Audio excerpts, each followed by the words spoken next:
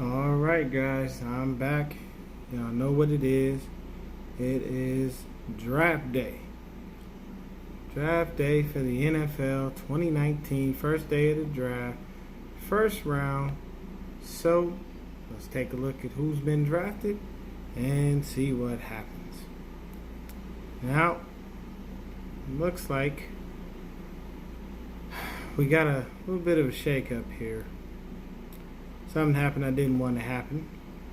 Y'all know how I feel about Nick Bosa. For all y'all that support him, I don't give a fuck. It's my channel, it's my fucking opinion. Don't like the dude. So, first pick in the draft, Arizona Cardinals select Kyler Murray.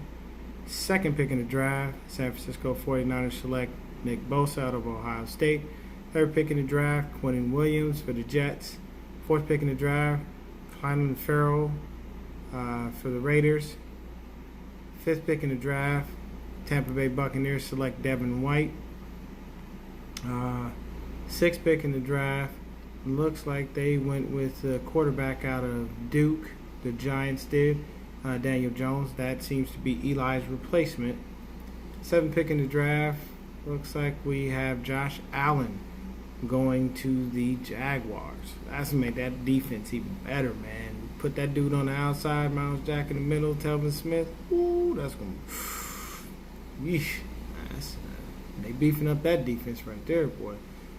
We got T.J. Hockenson out of Iowa going over to the Detroit Lions, so they'll have a viable target for Matthew Stafford at tight end. And next up, we've got Oliver out of Houston that went to the Buffalo Bills, defensive tackle. We got Devin Bush going to pretty much linebacker U over there with the Steelers in number 10. We got Jonah Williams at number 11 to the Bengals. Rashawn Gary, number 12 to the Green Bay Packers. Number 13, they selected Kid Wilkins out of Clemson. He's a defensive tackle. Number 14, you got Lidstrom, another offensive guard from Boston College for the Atlanta Falcons. They've had good luck with guards out of Boston College, so that'll be good for them. Number 15, we go with Dwayne Haskins. He went to the Redskins. So I'm assuming they're drafting him because they don't know what's going on as it pertains to Alex Smith and his injury, and if he's even going to be able to play this year. And I don't think they have much faith in Colt McCoy. Number 16, we got Burns, an outside linebacker out of Florida State, going to the Carolina Panthers. At pick number 17, we got Lawrence out of Clemson to the New York Giants. Pick number 18, we got Bradbury out of NC State for the Minnesota Vikings. He's a center, so that's good for them. Need some help on their offensive line. We got another defensive tackle going from Mississippi State, Simmons, number 19 to the Tennessee Titans. Number 20, we got Noah Fant going to the Denver Broncos, so that'll be another viable target, another tight end out of Iowa. Both of those dudes win the first round, so that's awesome for Iowa and awesome for our guy, George Kittle. So I'm sure he's happy that all his Hawkeyes are doing their thing.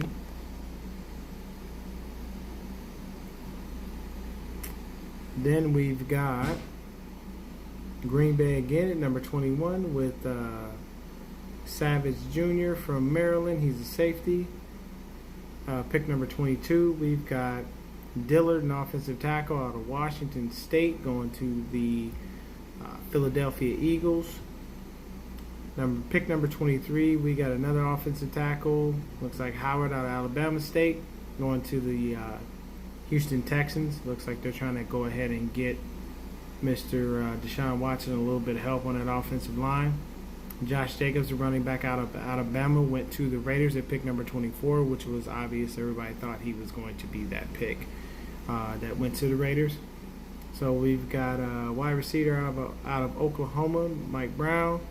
Looks like he went to the Baltimore Ravens. Montez Sweat went to the Redskins, the end out of Mississippi State. We actually loved him at the Senior Bowl, but obviously we didn't fall in love with him because we took Bosa. So Jay Abram, he is a safety for Mississippi State. He went to the Raiders. On the clock right now is the Chargers. Then after them, the Seahawks have 2 picks in a row. Then we have the Rams, and then of course the Patriots picking at 32, which they seem to pick in the 29 to 32 range more often than not because they always win. So, just a quick recap here, and I'm going to go ahead and take a look at this. Y'all know how I felt. My most viewed video was on the fact that I didn't like Nick Bosa. Here's my thing, and I'll clarify this and I'll get off his back, and if y'all want to get on mine, I truthfully don't care. It's just simple. The guy just doesn't care about what he did. He made a business move. You got to respect him for that much, but you still don't respect him for saying what he said and then doing what he did. And to be completely honest, it pisses me off that we went ahead and still drafted this cat. As much as we talk about locker room and we talk about all the stuff that we, that we covet in our organization, it's pretty similar. It's pretty simple to me that we went ahead and made a mistake. We really made a mistake, man. We made a really big mistake. And the reason that I'm laughing is because it's, I'm not even gonna lie. So today is my lovely wife's birthday. We're gonna celebrate, but I tried to squeeze this video in really quick, so being a little distracted. But I will get to my point. It's very simple and it's very easy. Period, point blank. I don't like the pick. If you watch this guy's post-draft presser, he really didn't give a fuck about what he said. He really didn't give a fuck about what he said. Like, literally. When they ask him the questions, he's really careless. He's really nonchalant. He's just very simple. He's like, yeah, I took it down because what I said was insensitive. Well, how do you think your teammates are going to receive you? Well, my teammates will get to know me. They'll get to know the guy that I am, and that'll help everybody, Maybe I could work harder than some vets. That's just what I do. I don't know whether he was already drunk because he got picked so damn high, or whether this motherfucker just didn't care. It sounded to me like he could give 2 shits. Like, he really didn't care. And if y'all don't believe me, just watch it. It's there. It's on the internet for you to be able to see. And it's right there. It's open in your eyes for everybody to see. And it makes no sense. We drafted this dude. He gonna go into the locker room with this fucking cocky ass attitude, talking shit like he's just one of the best defensive linemen ever or something. First of all, we need you to stay healthy in general. On top of all that. That's the first thing. So be healthy and be able to be on the field and produce. Let's start there. Last 2 seasons, you've been injured. Last 2 seasons, you haven't had great production. I'm just saying, these are facts. Nobody can argue that. And then when they ask you about the stuff, I had somebody get at me last time and tell me, oh, well, you didn't see the stuff about how he's trying to change and he's this, he's that. I've seen no article, no interview, no nothing that says that he was literally trying to change his opinion on what he said or how he felt. He took it down for money. So all you people over there trying to say that he's one of the best defensive linemen and all that other crap, y'all can kiss my ass and stop trying to tell me that this dude is a changed man and all this other bullshit, because he's not. That interview he had right there was very simple and plain. It said straight up, I don't give a fuck about what I said. It's how I feel, and I'm not going to change that. So you're walking into a locker room with a bunch of black people, and they know you don't like them, and they know you support Trump. And people say all the time your political views shouldn't have anything to do with football. Well, we saw that it cost Colin Kaepernick his job, so I mean, why does Nick Bosa get a pass? Once again, just simple and plain, white privilege. I mean, if the dude gets on the field and he produces, so be it. He's on the team. I can't do anything about that. I'm just a fan. I have this channel for me to be able to express my views, so I'm going to express them regardless of how other people feel. If you guys are happy with the pick, what the fuck ever. You know what I'm saying? I've seen a lot of people like, hey, great. Ooh, we got Nick Bosa. Let's see if he can stay healthy. Because you know what kills me? Is another injury-prone player that John Lynch has drafted. He spent most of our money in the offseason on injury-prone players, on guys we have to see if they're going to be healthy or not. All the bullshit that he does. And here he goes drafting a guy for the last 2 years, hasn't been able to stay on the field. So if he can give us a full healthy season and 12 sacks, hey, doing all right in my book. But if he can't even last the fucking season, what was the point? We drafted Kentavious Street last year. He didn't even play at all. So I don't care what any of y'all say. You have to listen to my logic and just think about it. You need somebody that's going to be on the field and produce right now.